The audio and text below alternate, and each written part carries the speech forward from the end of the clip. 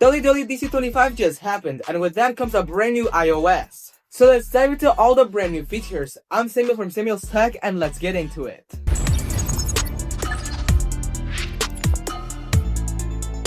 We finally got a proper visual refresh. Apple calls it Liquid Glass. And it affects icons, widgets, and just general navigation, making everything just seem way more sleek and modern.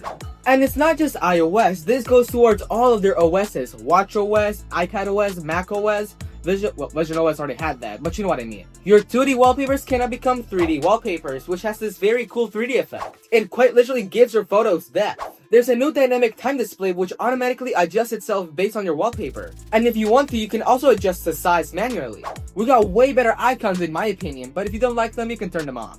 If in general you're not a fan of the transparency effects, you can turn it off in settings. Now let's talk about the communication updates. Apple finally got serious about filtering calls. Both spam calls and telemarketers get filtered, but those unknown numbers still show up just in case. And the actual phone app just looks way better now. In the Messages app, we got typing indicators in group chats, which was not a thing until now, but alright. Also in group chats, there's a new added contact button next to people's profiles in case you don't have the number saved. And in case you wanted it, there's a blocked contacts list. And also, Apple now auto-sorts messages. They sort time-sensitive alerts like emergencies or one-time codes, your personal messages like friends, family, or coworkers, transactions like bank receipts or purchases, promotions like ads and brand deals, you know, the stuff you ignore. We now also have polls and group chats, and kids and chat wallpapers, which in my opinion is kinda cool. Now let's check out the camera upgrades. iOS 26 comes with some very useful battery optimizations. Apps that drain your battery immediately get flagged. It also estimates your charging time. And there's one more thing that is Apple AI exclusive, so I'll get onto it later. Anyways, moving on.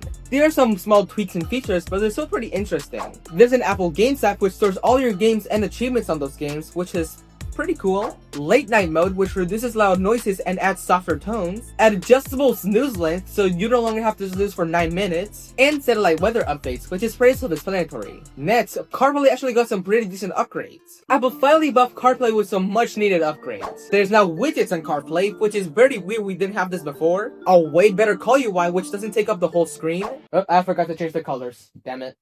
There's also live activity tracking, and finally CarPlay Ultra, which in supported cars basically replaces your car's own UI. Now let's speed through the Apple Intelligence stuff.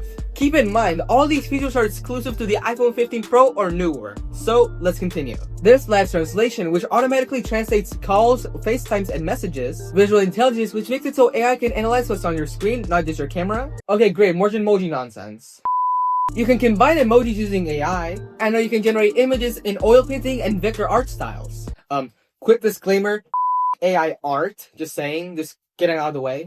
Anyways, we got AI-powered call screening. It's essentially AI asking unknown callers what they want before letting you decide if you actually care or not. There's AI-suggested polls and messaging, AI-powered dictation, which means it actually works now, AI-assisted shortcuts, and something pretty cool, AI-powered battery management, which is essentially iPhone learning what are your habits and then optimizing those habits to make your battery last way longer. And finally, when can you get iOS 26? And that is everything in iOS 26. The official release is in September, but the beta is out right now, which in my experience, it is surprisingly stable. Yes, there are multiple glitches because it is a beta, and my phone is getting really hot, and my battery sucks. But don't worry, it should be fixed by the full release in September. So if you want to try it out, do it at your own risk. Now don't forget to like and subscribe. I am Samuel from Samuel's Tech, and I'll see y'all in the next one.